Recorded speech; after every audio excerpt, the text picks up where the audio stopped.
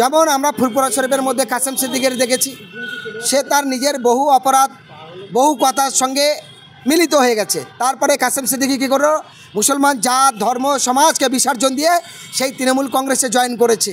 Join করার পর তার ইচ্ছা ছিল লালবাতি গাড়ি আমার সামনে যাক, তার ইচ্ছা ছিল আমার পুলিশ বডিগার্ড হয়ে যাক।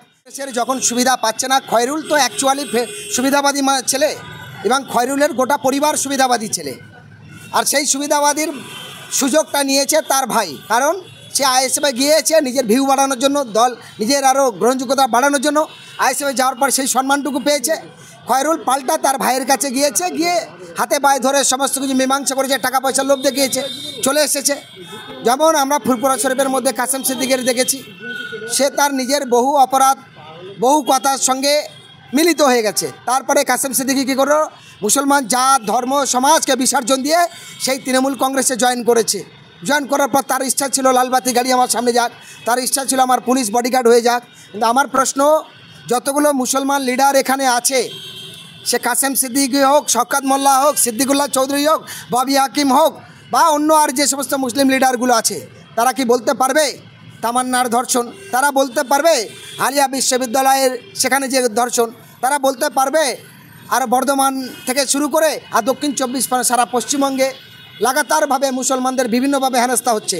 মহেশতলে এতগুলো মুসলমানদের মিথ্যা মামলা হলো, মুর্শিদাবাদে 650 মুসলমানদের মিথ্যা মামলা দেওয়া হলো, ভাঙড়ে 20,000 লোকের মিথ্যা মামলা দেওয়া হলো।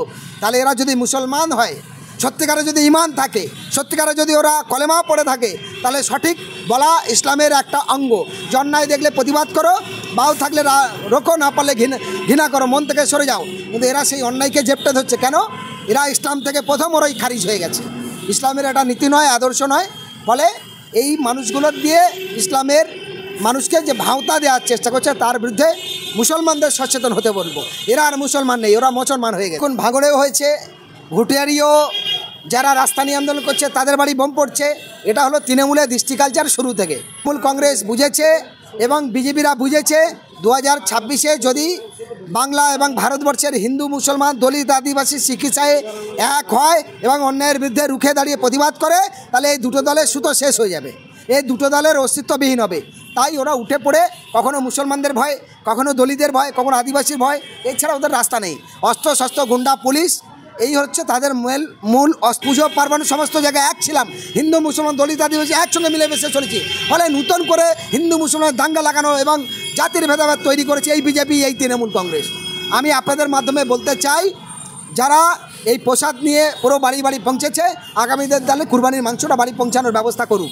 আগামী দিনে মুসলমানদের বাড়ি বাড়ি সেমাই লাচ্চার দেওয়ার ব্যবস্থা করুক। এটা পারবে না। ফলে বিজেপির পথে, আরএসএসের পথে তৃণমূল আর বিজেপি তো দুটো এক, টাকার এপিট আর ওপিট, চোরে চোরে মাস্তুতো ভাই। তাই ওরা দুজনেই এভাবে করে হাতিয়ার করে দেখাতে চাই কে কত বড় হিন্দুত্ববাদী। ফলে যারা প্রকৃত সনাতন ধর্মের মানুষ, যারা প্রকৃত দলিত আদিবাসী বিবেকমান মানুষ, তারা মমতা ব্যানার্জি এবং বিজেপির এই নেতাদের এই কথায় প্রচলিত তারা রাজি নয়। এটা জোর করে করানো হচ্ছে রাজনৈতিক ক্ষমতার জন্য। এদের কাজটাই তো এক।